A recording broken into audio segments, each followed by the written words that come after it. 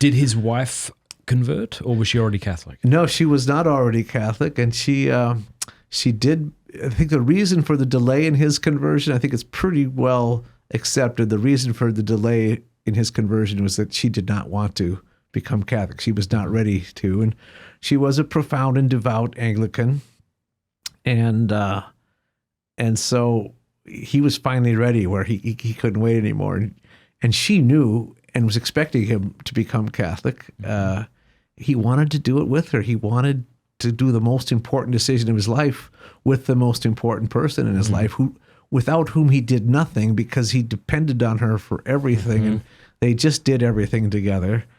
And so it was a remarkable and difficult step to take that step by his own. And they were both happy. She was happy for him because she knew that's what he wanted. He was happy because this is what he wanted, but they were both sad at the same time. It was bittersweet. There were tears because suddenly they didn't share something that was really an essential thing for them to share. Yeah. And it did end 4 years later when she became Catholic, but it did take 4 more years. And then they shared that as well as everything else.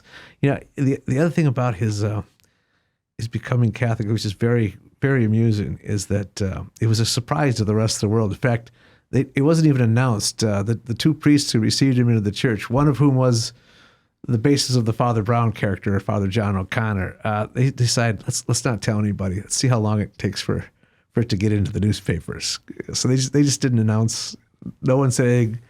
And it was about 6 weeks before the news came out, and then it was everywhere. Newspapers all around the world. Chesterton received into the Catholic Church, and people were shocked because a lot of them thought he already was Catholic. He'd already been reading the Father Brown stories. Yeah. And then there were some who said, well, he's too intelligent. This is like George Bernard Shaw fires off a letter to Chesterton saying, Gilbert, this is going too far.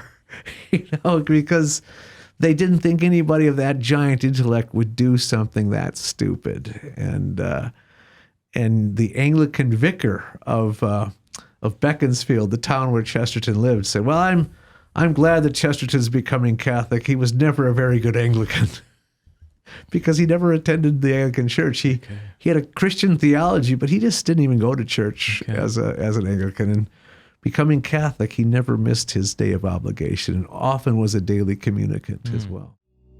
Hey, thank you so much for watching. Before you go, do us a favor, leave a comment, let us know what you thought of the video, like, and subscribe.